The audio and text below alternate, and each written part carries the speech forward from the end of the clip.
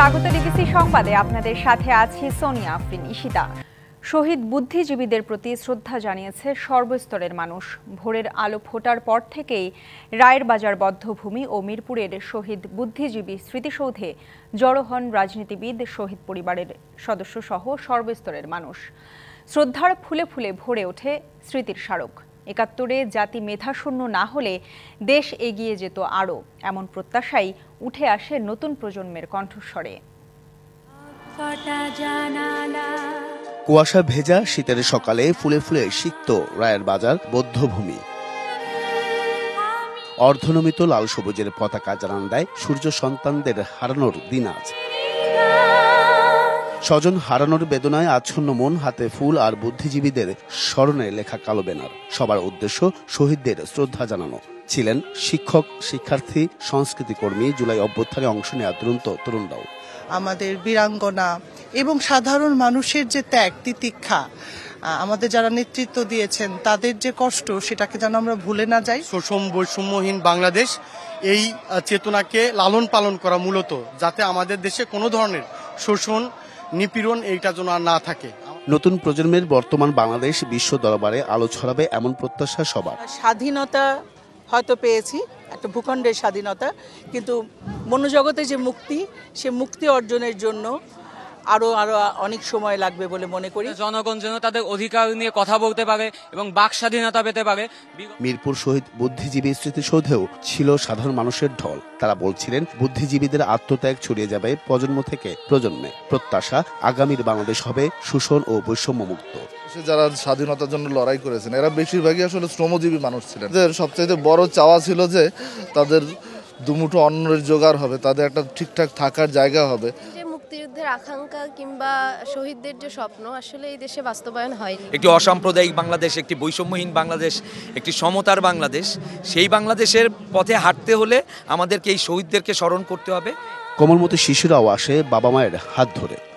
দেশটা সুন্দর হোক, দেশের পরিবেশ সুন্দর হোক। বুদ্ধিজীবী দিবস পালন করতে আসছি, এটা যেন সামনে আর বড় করে উদযাপিত হয়। ৭১-এ স্বাধীনতা অর্জিত হলেও কাঙ্ক্ষিত মেলেনি মুক্তি। তাই ২৪-এর অভ্যুত্থান ঘিরেই নতুন করে স্বপ্ন বুনছে তরুণ প্রজন্ম। ৫ই আগস্টের গণ অভ্যুত্থানের পরবর্তী বাংলাদেশের ইতিহাস বিকৃতি দেখতে চান না নতুন প্রজন্ম। এছাড়াও ৭১-এর চেতনা ধারণ করে আগামীতে এগিয়ে যাওয়ার পাশাপাশি এই গৌরবময় দিনটা জানান দিতে চায় প্রজন্ম থেকে প্রজন্ম অন্তরে। রাজধানী মিরপুর শহীদ বুদ্ধিজীবী স্মৃতিসৌধ থেকে আরিফুল ইসলাম, ডিবিসি নিউজ, ঢাকা। শহীদ বুদ্ধিজীবী দিবসে গভীর শ্রদ্ধা ভরে জাতির মেধাবী সন্তানদের স্মরণ করছে জাতি। ভোরে রাজধানীর মিরপুরে শহীদ বুদ্ধিজীবী স্মৃতিসৌধে শ্রদ্ধা নিবেদন করেন রাষ্ট্রপতি মোহাম্মদ শাহাবুদ্দিন ও প্রধান উপদেষ্টা ডক্টর মোহাম্মদ ইউনূস। সকাল ৭টার দিকে প্রথমে রাষ্ট্রপতি ও পরে প্রধান উপদেষ্টা শ্রদ্ধা জানান। বিউগলের করুণ সুরের সঙ্গে নীরবে দাঁড়িয়ে থাকেন কিছুক্ষণ। শহীদ বুদ্ধিজীবী দিবস পৃথিবীর ইতিহাসের এক কালো অধ্যায়। ১৯৭১ সালের ১৪ ডিসেম্বর বিজয়ের উষালগ্নে জাতির শ্রেষ্ঠ সন্তান বুদ্ধিজীবীদের হারানোর দুঃসহ বেদনার এই দিনটিকে স্মরণ করে মিরপুর শহীদ বুদ্ধিজীবী স্মৃতিসৌধে পুষ্পস্তবক অর্পণ করেন রাষ্ট্রপতি মোহাম্মদ শাহাবুদ্দিন। জাতির শ্রেষ্ঠ সন্তানদের গভীর শ্রদ্ধা জানিয়ে নীরবে দাঁড়িয়ে থাকেন কিছুক্ষণ। বিউগলে করুণ সুরে শহীদদের প্রতি শ্রদ্ধা জানিয়ে গার্ড অফ অনার প্রদান করে ৩ বাহিনীর একটি চৌকস দল। শহীদ স্মৃতিসৌধে শ্রদ্ধা নিবেদনের পর উপস্থিত যুদ্ধাহত মুক্তিযোদ্ধা ও শহীদ পরিবারের সদস্যদের সঙ্গে কুশল বিনিময় করেন রাষ্ট্রপতি। রাষ্ট্রপতির পর স্মৃতিসৌধে পুষ্পস্তবক অর্পণ করেন প্রধান উপদেষ্টা ডক্টর মোহাম্মদ ইউনূস। বীর শহীদের গভীর শ্রদ্ধা জানিয়ে নীরবে দাঁড়িয়ে থাকেন কিছুক্ষণ। বিউগলে বেজে ওঠে করুণ সুর। রাষ্ট্রপতি ও প্রধান উপদেষ্টার পর অন্যান্য উপদেষ্টারাও বীর শহীদের প্রতি গভীর শ্রদ্ধা জানান। বিজয়ের চূড়ান্ত মুহূর্তে বাঙালিকে মেধাশূন্য করার এ নৃশংস নিধনযজ্ঞ সেদিন হতবিহ্বল করে দিয়েছিল বাঙালি জাতিসহ গোটা বিশ্বকে। Bijan Kumar Das, DBC news, Dhaka.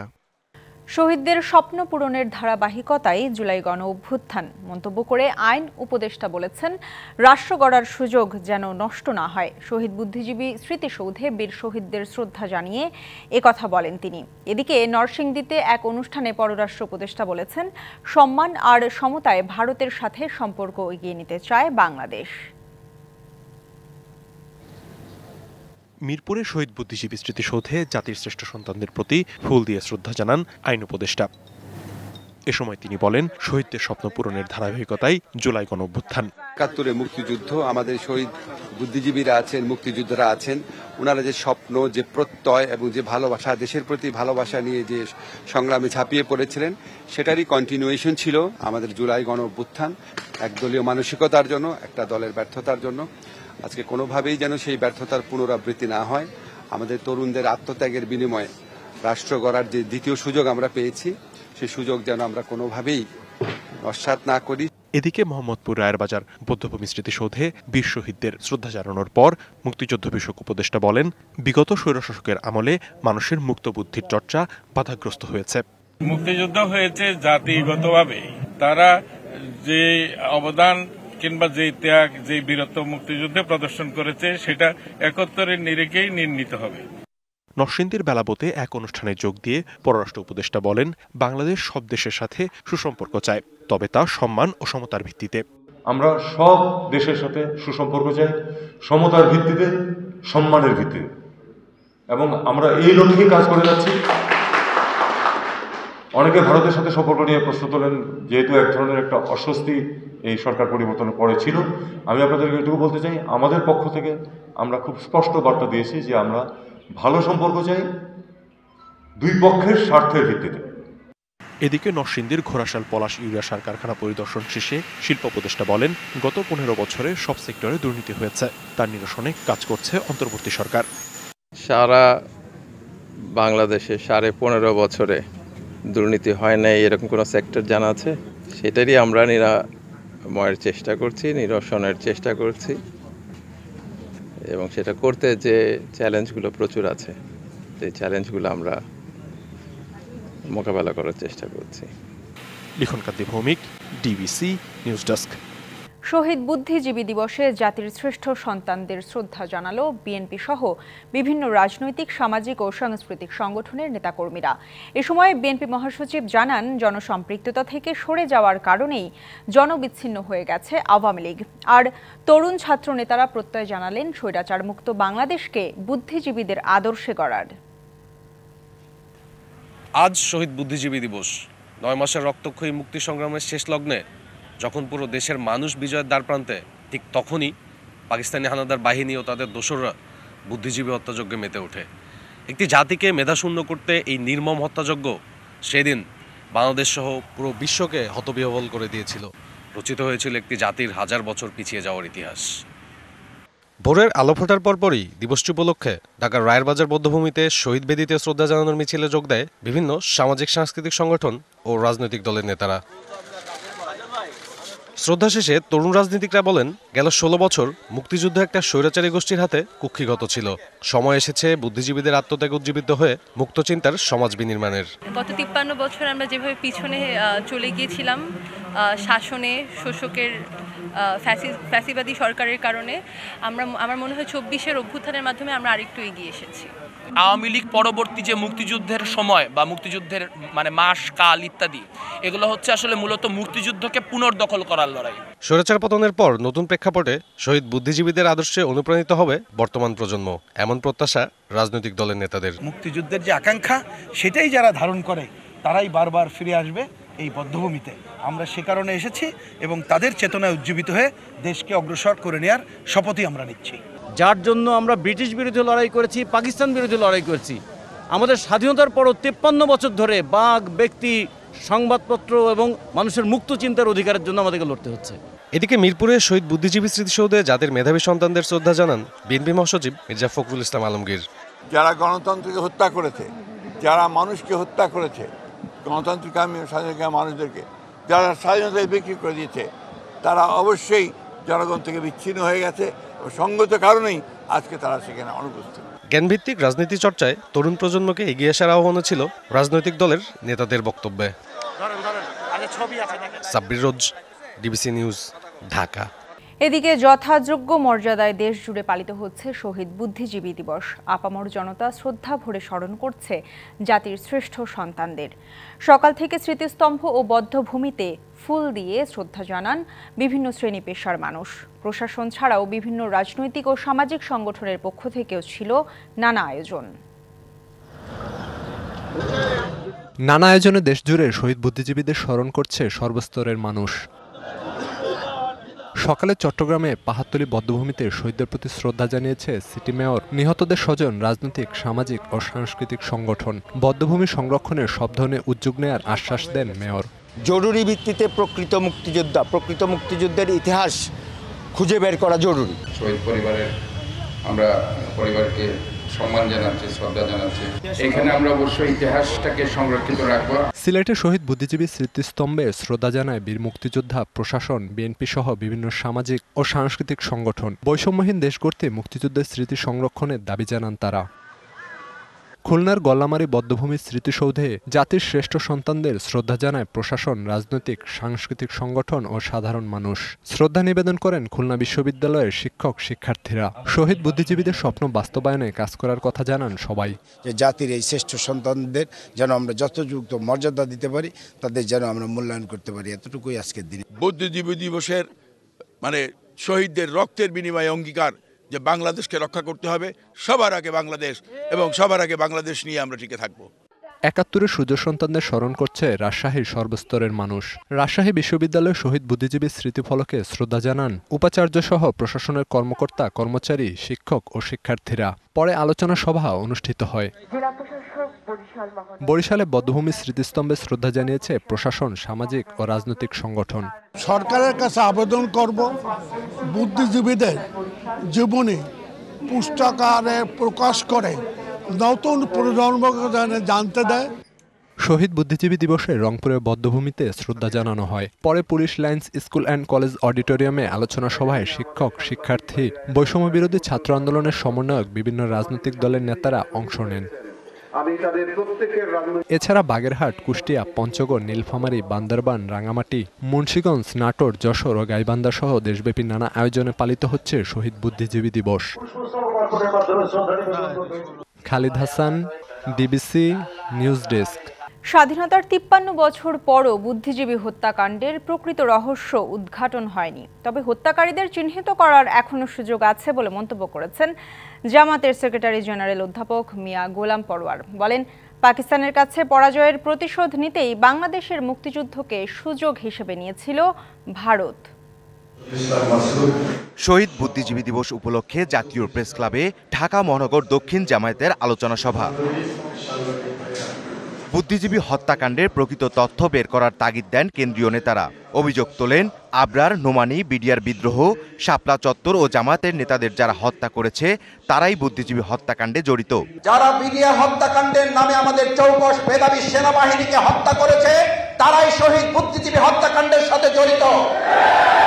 যারা মতিউর রহমান নিজামী, আব্দুল কাদের মোল্লা, আমাদের শহীদ মীর কাসেম আলী মিন্টু, আমাদের বুদ্ধিজীবী মোহাম্মদ কামারুজ্জামান, তাদেরকে যারা হত্যা করেছে ফাঁসিতে ঝুলিয়ে, তারাই বুদ্ধিজীবী হত্যাকাণ্ডের সাথে সম্পৃক্ত। বুদ্ধিজীবীদের কারা হত্যা করেছে তার প্রকৃত ঘটনা উদ্ঘাটন করে তাদেরকেও বিচারের আওতায় নিয়ে আসতে হবে। স্বাধীনতার ৫৩ বছর পরও ভারত বাংলাদেশের বিশ্বস্ত বন্ধুর পরিচয় দিতে পারেনি মন্তব্য সেক্রেটারি জেনারেলের। ১৯৬৫ সালে পাকিস্তানি সেনাদের কাছে ভারত যে পরাজিত হয়েছিল, পাকিস্তান নামক রাষ্ট্রের কাছে ভারতীয় সৈন্যদের এই নির্মম পরাজয়ের প্রতিশোধ দেওয়ার জন্য বাংলাদেশের মুক্তিযোদ্ধাদের এই স্বাধীনতা যুদ্ধের সুযোগকে ভারত গ্রহণ করেছিল। এই স্বাধীনতা ৫৩ বছরে আমরা বাংলাদেশের মানুষ ভারতকে শত্রু মনে করি না, কিন্তু বিভিন্ন সময় ওই দেশের শাসন ক্ষমতার দ্বারা অধিষ্ঠিত হন সেই শাসকরা কখনোই বাংলাদেশের সাথে বিশ্বস্ত বন্ধুত্বের পরিচয় দেয় নাই। জহির রায়হানের প্রামাণ্য চিত্র ও তার নিখোঁজের রহস্য উন্মোচন করা গেলে বুদ্ধিজীবী হত্যাকাণ্ডের আসল কারণ জানা যেত বলে মনে করেন তিনি। ইকবাল অনিক, ডিবিসি নিউজ, ঢাকা। দেশের সাম্প্রদায়িক সম্প্রীতি বিনষ্ট করতে যারা ষড়যন্ত্র করছে তাদের বিচার হবে বলে জানিয়েছেন অ্যাটর্নি জেনারেল মোহাম্মদ আসাদুজ্জামান। দুপুরে চট্টগ্রামে বাংলাদেশ হিউম্যান রাইটস ফাউন্ডেশনের ১৫তম প্রতিষ্ঠা বার্ষিকী ও চতুর্থ সম্মেলনে যোগ দিয়ে একথা বলেন তিনি। অভিযোগ করেন, দেশে হিন্দু ধর্মাবলম্বীদের নিরাপত্তা নিশ্চিত করা হলেও একটি পক্ষ ষড়যন্ত্র করে সম্প্রীতি নষ্টের পায়তারা করছে। বিগত সময়ে আওয়ামী লীগ গণতন্ত্রের নামে মানুষ হত্যা করেছে, বিচার বিভাগকে প্রশ্নবিদ্ধ করেছে বলেও মন্তব্য করেন অ্যাটর্নি জেনারেল।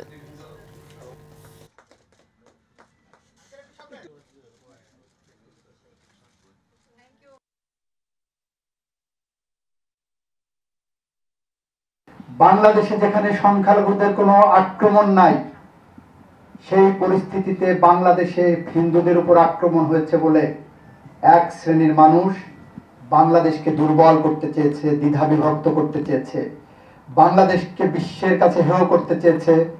আজকে সময় হচ্ছে বাংলাদেশের প্রতিটি মানুষ তার প্রতিটি ইঞ্চিতে দাঁড়িয়ে আমরা দ্ব্যর্থহীনভাবে বলতে চাই, আমরা সকল প্রকার ষড়যন্ত্রের জাল ছিন্ন করে বাংলাদেশকে এমন একটি বাংলাদেশে নিয়ে যাব যেখানে ন্যায় বিচার, বাক স্বাধীনতা, কথা বলার স্বাধীনতা, চিন্তার স্বাধীনতা নিশ্চিত করা হবে।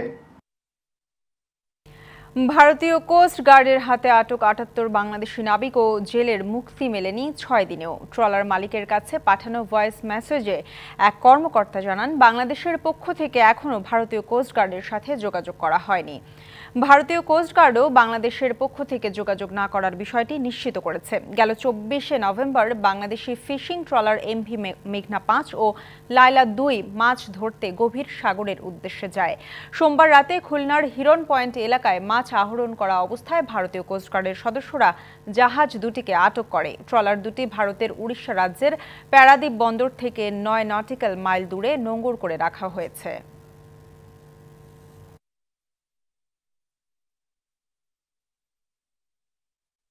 ইন্ডিয়ান সরকার আমাদেরকে দেওয়ার জন্য রেডি, কিন্তু তোমাদের সরকার রেসপন্স করতেছে না।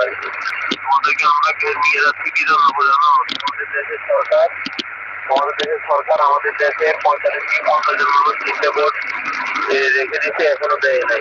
হেমন্তের শেষ মুহূর্তে রাজধানী সহ সারা দেশে বেড়েছে শীতের প্রকোপ। কনকনে ঠান্ডা আর হাড় কাঁপানো শীতে জবুথবু জনজীবন। আজ দেশের সর্বনিম্ন তাপমাত্রা রেকর্ড করা হয়েছে চুয়াডাঙ্গায় ৮.৭ ডিগ্রি সেলসিয়াস। দেশের দক্ষিণ পশ্চিমের জেলা চুয়াডাঙ্গার উপর দিয়ে বইছে মৃদু শৈত্যপ্রবাহ। জেলায় সর্বনিম্ন তাপমাত্রা রেকর্ড করা হয়েছে ৮.৭ ডিগ্রি সেলসিয়াস। সাথে রয়েছে ঘন কুয়াশা আর কনকনে ঠান্ডা বাতাসের দাপট। দিনের কিছু সময়ে সূর্য উঠলেও উত্তাপ মিলছে না। এই অবস্থায় স্বল্প আয়ের মানুষের দুর্ভোগ কয়েক গুণ বেড়েছে। এদিকে ঘন কুয়াশায় ধানের বীজতলা নষ্টের সম্ভাবনা দেখা দিয়েছে। উত্তরের জেলা পঞ্চগড়ের ওপর দিয়েও বইছে মৃদু শৈত্যপ্রবাহ। জেলায় আজ সর্বনিম্ন তাপমাত্রা রেকর্ড হয়েছে ৯.৪ ডিগ্রি সেলসিয়াস। ঠাকুরগাঁওয়েও তাপমাত্রা নিচের দিকে নামছে। অনেকেই আগুন জ্বালিয়ে শীত নিবারণের চেষ্টা করছেন। কুড়িগ্রামেও কমছে দিন ও রাতের তাপমাত্রা। কনকনে ঠান্ডা আর কুয়াশার চাদরে ঢেকে থাকছে চারদিক। এদিকে আবহাওয়া অফিস জানিয়েছে, পঞ্চগড়, রাজশাহী, যশোর ও চুয়াডাঙ্গার ওপর দিয়ে বয়ে যাওয়া মৃদু শৈত্যপ্রবাহ কয়েকদিন অব্যাহত থাকবে। কুয়াশা ঠান্ডা বাইরে থেকে বাইরে হওয়া যায় না, শীতের জন্য হাত পা কোকড়া হয়ে যাচ্ছে। প্রচন্ড শীতে আমরা কৃষকরা মাঠে কাজ করতে পারতেছি না। গরু ছাগল নিয়ে হাঁস মুরগি সবই মারা যাচ্ছে ঠান্ডায়। রোদ উঠেছে, তারপরেও যেন মনে হচ্ছে যে একটু ঠান্ডা যায়নি। চুয়াডাঙ্গা জেলার উপর দিয়ে মৃদু শৈত্যপ্রবাহ বয়ে যাচ্ছে এবং গতকাল সেটি ৯.৮ ডিগ্রি সেলসিয়াস সর্বনিম্ন তাপমাত্রা রেকর্ড করা হয়েছিল এবং আজকে সেটি কমেছে ৮.৭ ডিগ্রি সেলসিয়াস সর্বনিম্ন তাপমাত্রা রেকর্ড করা হয়েছে। ওয়ানডে সিরিজে হারের তিক্ততা ভুলে ওয়েস্ট ইন্ডিজের বিপক্ষে টি-20তে ঘুরে দাঁড়াতে চায় বাংলাদেশ। ওয়ানডে সিরিজে টাইগার বোলাররা আশানুরূপ পারফরমেন্স না করলেও শর্টার ফরম্যাটে ঘুরে দাঁড়াবে বলে আশাবাদী সৌম্য সরকার। সিরিজ জিততে হলে সব ইউনিটেই ভালো করতে হবে বলে জানান সৌম্য। সেন্ট ভিনসেন্টে সোমবার মুখোমুখি হবে দুই দল। ওয়েস্ট ইন্ডিজের বিপক্ষে টেস্ট সিরিজ ড্র করেছিল বাংলাদেশ। সাদা পোশাকে সিরিজ ড্র করার পর ওয়ানডে সিরিজে ভালো করার আশা রেখেছিল টাইগাররা। তবে সিরিজ জেতা তো দূর, উইন্ডিজের কাছে সিরিজ হেরেছে ৩-০ ব্যবধানে। উইন্ডিজের বিপক্ষে টি-20 সিরিজ দিয়ে 2024 সালে আন্তর্জাতিক ক্যালেন্ডার শেষ করবে বাংলাদেশ। ওয়ানডে ফরম্যাটে এই বছরটা ভালোভাবে কাটায়নি বাংলাদেশ। 9 ম্যাচ খেলে জিতেছে মোটে 3টিতে। শ্রীলঙ্কার বিপক্ষে হোম সিরিজে 2-1 ব্যবধানে জিতেছিল মার্চে। ওয়েস্ট ইন্ডিজে যাওয়ার আগে 2-1 ব্যবধানে সিরিজ হেরেছে আফগানিস্তানের কাছে। আর বছরের শেষে এ ফরম্যাটে সিরিজে হোয়াইট ওয়াশের ক্ষত দগদগে। তবে শর্টার ফরম্যাটে জয় নিয়ে বছরটা শেষ করতে চায় টাইগাররা। সিরিজ জিততে হলে 3 ফরম্যাটেই ভালো করার কথা জানালেন সৌম্য সরকার। তবে আমরা যদি 3টা ফরম্যাটই 3টা সাইডই ভালো করতে পারি, bowling, batting, fielding, team wise ভালো খেলতে পারি, আমরা আশা করি যে তাদেরকে আমরা আরামসে বিট করতে পারবো। ওয়ানডে সিরিজে ভালো করেছেন ক্রিকেটাররা। সিরিজ হারলেও শেষ ম্যাচে 300-র বেশি রান করেছে টাইগার ব্যাটাররা। ব্যাটারদের এই পারফরম্যান্সের ধারাবাহিকতা টি-20 ফরম্যাটেও ধরে রাখতে চায় বাংলাদেশ। তবে বোলারদের আরও দায়িত্বশীল পারফরম্যান্সের কথা জানালেন সৌম্য। যে আমরা ব্যাটসম্যানরা অ্যাটলিস্ট 300 রান করছি, এটাও একটা ভালো দিক। আমার কাছে মনে হয়, আশা করি তারা সামনে টি-20তে কামব্যাক করবে। গেল কদিন আগেই গ্লোবাল টি-20তে সেন্ট ভিনসেন্টে খেলার সুযোগ হয়েছিল সৌম্য সরকারের। সেই অভিজ্ঞতা উইন্ডিজের বিপক্ষে কাজে লাগাতে চান এই ওপেনার। সোমবার সেন্ট ভিনসেন্টের আর্নল্ডসভিল স্টেডিয়ামে মুখোমুখি হবে দুদল। ফারজানা জাহান প্রিয়া, ডিবিসি নিউজ। সংবাদে এই ছিল এখনকার মতো। ডিবিসি নিউজের সংবাদগুলো পড়তে ভিজিট করুন dbcnews.tv আর ভিজিট করুন ডিবিসি নিউজের ফেসবুক পেজ এবং ইউটিউব চ্যানেল। সঙ্গেই থাকুন।